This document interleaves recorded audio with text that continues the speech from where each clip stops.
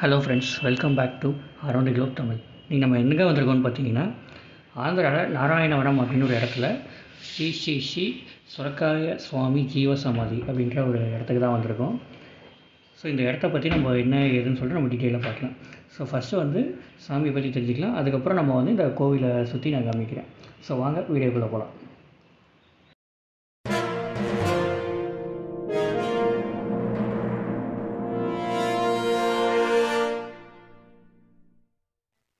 ஐயா வணக்கம்.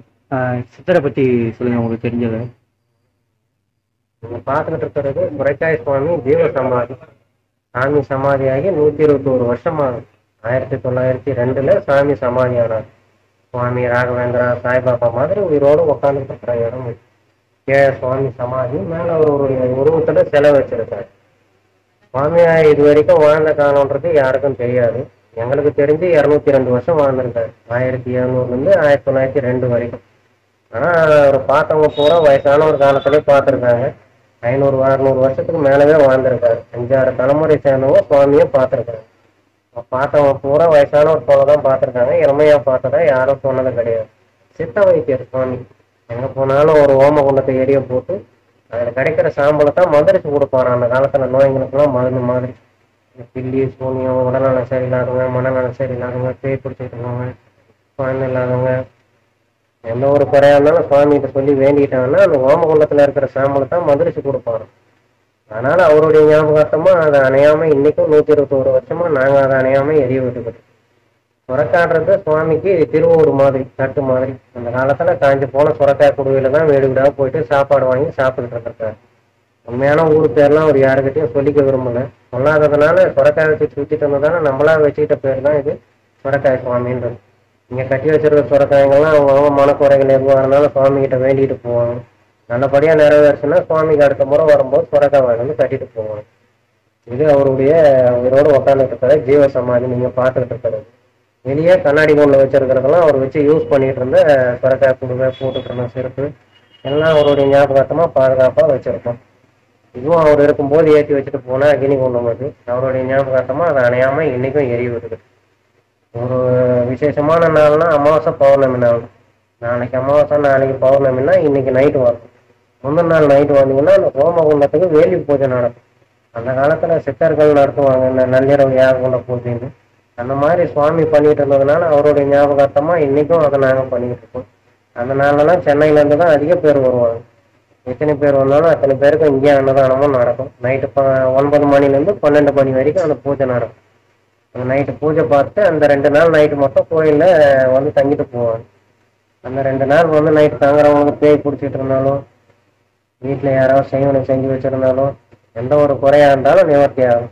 அதனால இன்னைக்கும் கோயிலுக்கு அதிகமாக வந்து போகிறது சென்னையிலேருந்து வரவங்க தான் அதிகம். இது பெருமாளுக்கும் பத்மாவதி தாயாருக்கும் கல்யாணமான ஸ்தலம். இது பத்மாவதி தாயார் பிறந்து வளர்ந்ததெல்லாம் இதே ஊர்ல தான். இந்த ஊர் பெரிய கோயில தான் கல்யாணமானது. கல்யாணமான இந்த இடத்த பார்க்கறதுக்காக தான் இவரு சென்னையில இருந்து இந்த ஊருக்கே வந்திருக்காரு. இவர் அதிக காலம் வாழ்ந்தது சென்னையில தான். பத்மாவதி தாயாருடைய கல்யாணமான இந்த ஸ்தலத்தை பார்க்கறதுக்காக இந்த ஊருக்கு வந்து இங்க ஒரு 50-60 வருஷத்துக்கு வாழ்ந்துட்டு அதுக்கப்புறமா உயிரோட இங்கேயே சமாதி ஆயிட்டார். இவர் இங்கேயே வாழ போறதா, இங்கேயே இருக்க போறதா சொன்னதுனால 1860 இந்த இடத்த சுவாமி பேர்ல ரெஜிஸ்டர் பண்ணி வாங்கி கொடுத்துருக்காங்க. இங்க ஒரு 42 வருஷத்துக்கு வாழ்ந்துட்டு 1902 இங்க சாமி சமாதி ஆயிட்டார். இவருடைய சமாதியான நாள் ஆடி மாசத்துல வர அமாவாசை போயிட்டு 5வது நாள் இரட பஞ்சமி நாள் சுவாமி சமாதி ஆனாரு. அன்னையில இருந்து 11 நாளைக்கு சுவாமிக்கு டெய்லி அபிஷேகம், அன்னதானம், சுவாமி ஊர்வலம்னு 11 நாளைக்கு விசேஷமா பூஜைகள் சுவாமிக்கு நடக்கும். இங்க இவருடைய சிறப்புகள் இதுதான். நீங்க இங்க வெளியே கண்ணாடி கோன்ல பாத்தீங்கன்னா அவர் வச்சு உபயோகப்படுத்திட்டு இருந்த பொருள்கள் எல்லாத்தையும் பார்க்கலாம். இங்க உச்சபட்ச வேண்டுதலா என்ன இருக்குவீங்க? அவங்க மனக்குறைகள் எதுவா இருந்தாலும் சரி, வெய் பிடிச்சிட்டு இருந்தாலும், கல்யாணம் ஆகலை, எனக்கு ரொம்ப நாள் கல்யாணம் ஆகாம இருந்தாலும், இல்லப்பா கல்யாணம் ஆகி 5-6 வருஷம் குழந்தை இல்லைன்னு வந்தவங்க எத்தனையோ பேர் வந்து வேண்டிட்டு கட்டிட்டு போயிருக்காங்க. கட்டிட்டு போன அடுத்த 2-3 மாசத்துலயே பணம் அடைஞ்சு திரும்பவும் வந்து சுரக்காய் கட்டினவங்களும் இருக்கு, சுவாமிக்கு அபிஷேகம் பண்ணவங்களும் இருக்காங்க, அன்னதானம் பண்றவங்களும் இருக்காங்க.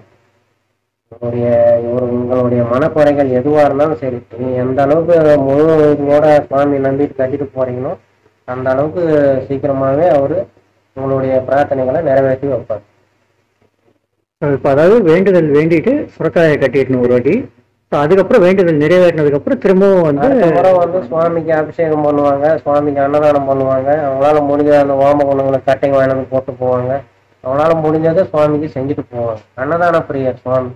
எங்க போனாலும் அந்த சுரக்காய் குடுவையோட தான் சுத்திக்கிட்டு இருப்பாரு. எந்த வீட்டுக்கு போனாலும் சாப்பாடு வாங்கிட்டு போயிட்டு முதல்ல அவரு சாப்பிட மாட்டார். கூட இருக்கிறவனுக்கு கொடுத்துட்டு எப்பவும் கூடவே 2 நாய்களையும் வச்சுட்டு இருப்பாரு.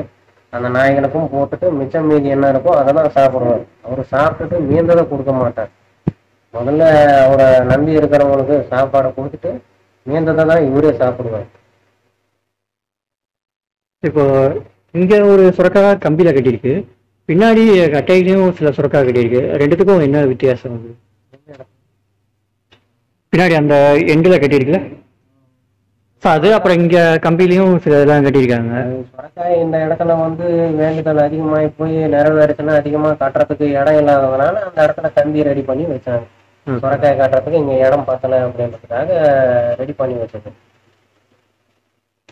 இங்க சில சிற்பங்கள்லாம் வந்து தூண்ல மூடின நிலையில இருக்கு. அது என்ன இப்போ வந்து இப்போ செஞ்சுக்கிட்டு இருக்கிறது இது. சுவாமி போலவே ஜீவசமாதியான 18 சித்தர்கள் இருக்காங்க. தமிழ்நாட்டிலையும் இருக்காங்க, இங்கே ஆந்திராவிலையும் இருக்காங்க.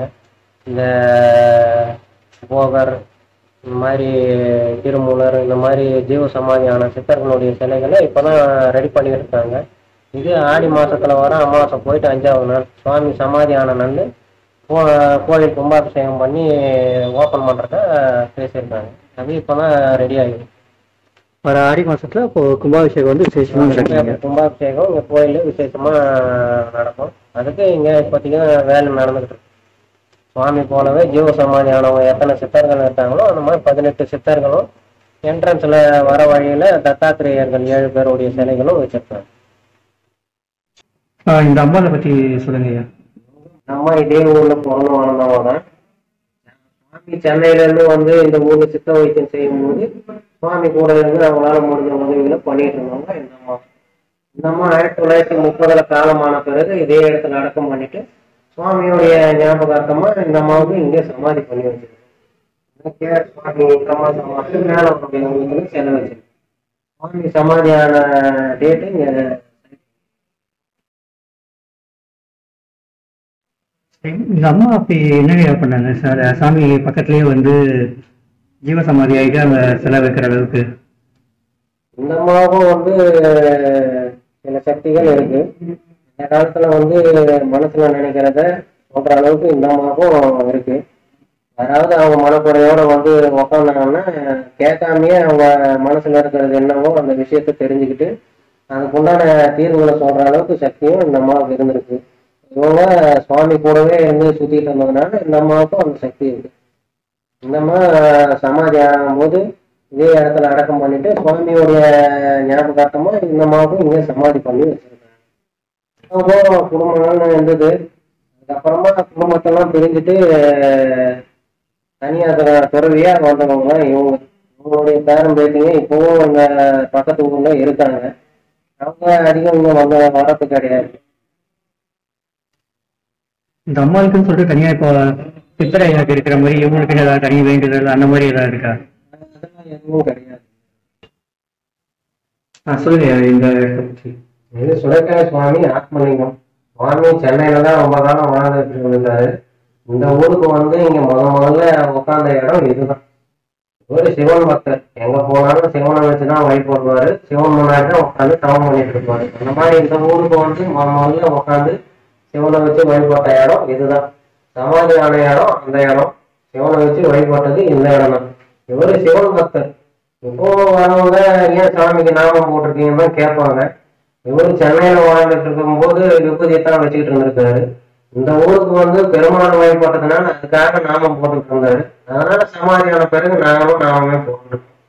மற்றபடி இவரு இங்க வந்து சிவனை வச்சுதான் வழிபடுவாரு. சிவன் முன்னாடிதான் காலையில வந்ததும் இங்க அருணா நதினு ஒரு நதி இருக்கு. அங்க குளிச்சுட்டு வந்ததும் இங்க சிவன் முன்னாடிதான் உட்காந்து தவம் பண்ணிட்டு இருப்பாரு. அமாவாசை பௌர்ணமினாலும் சிவன் முன்னாடிதான் உட்காந்து யாகம் வளர்த்திக்கிட்டு இருப்பாரு. இவரு சிவன் பக்தர் தான். இது சுரக்காய் சுவாமி ஆத்மலிங்கம் இது கோயில்.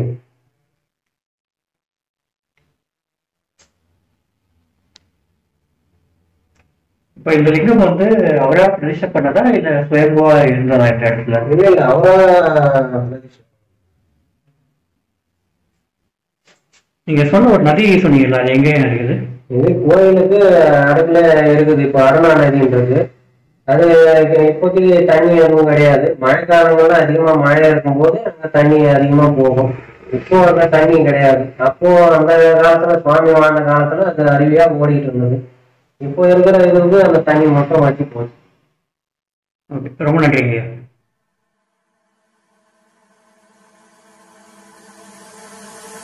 जलाटवी गगनचर प्रवाह पावितस्तरे घलेवलम्ब्यलम्बिताम्बुजं कपालिकामट्टमट्टमट्टमन्निनादमट्टमर्वयचकार चण्डताण्डवं तनोतु न शिव शिव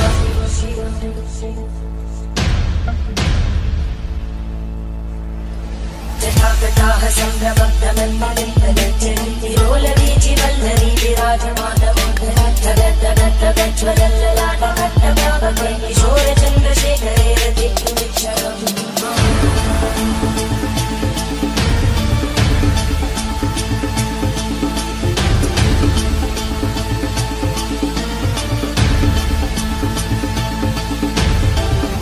ॐ नमः शिवाय।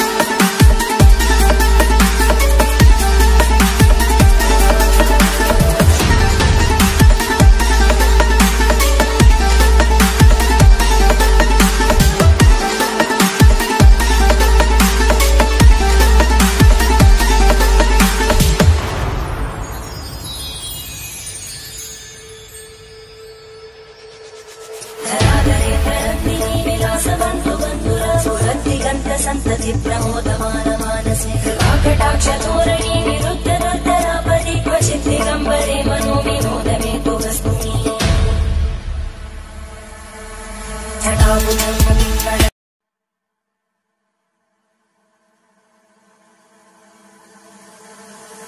जलाटवी गगनचर प्रवाह पावितस्तरे घलेवलम्ब्यलम्बिताम्बुजं कपालिकामट्टमट्टमट्टमन्निनादमट्टमर्वयचकार चण्डताण्डवं तनोतु न शिव शिव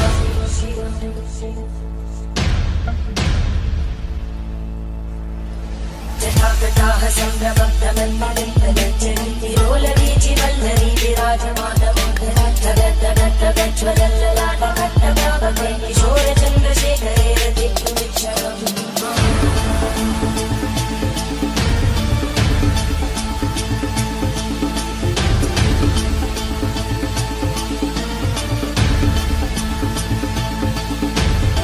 ॐ नमः शिवाय।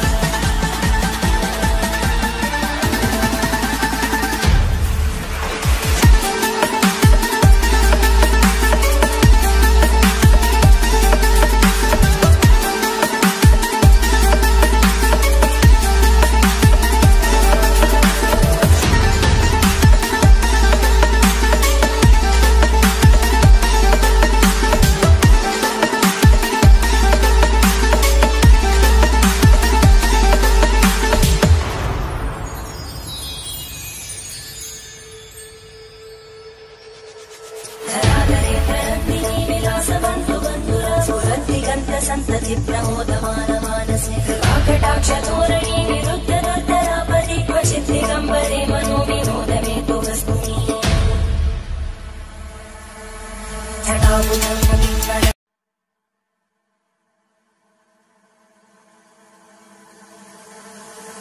जलाटवी गगनचर प्रवाह पावितस्तरे घलेवलम्ब्यलम्बिताम्बुजं कपालिकामट्टमट्टमट्टमन्निनादमट्टमर्वयचकार चण्डताण्डवं तनोतु न शिव शिव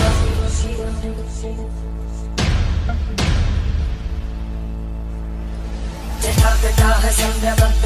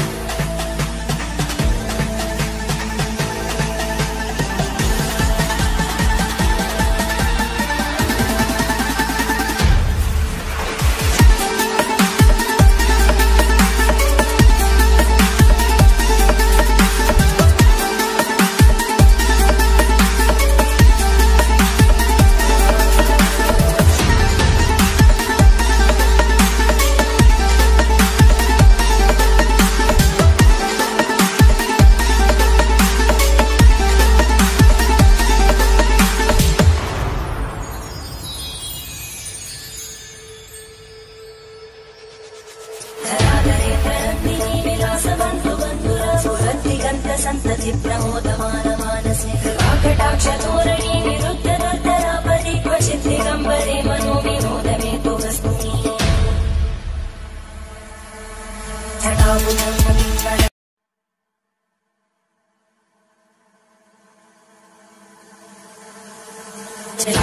गगज्जल प्रवाह पावितस्तरे कलेवलम्ब्य लम्बिताम्बुजङ्गं कपालिकामट्टमट्टमन्निनादमट्टमर्वयुच्चकार चण्डताण्डवं तरोतु न शिव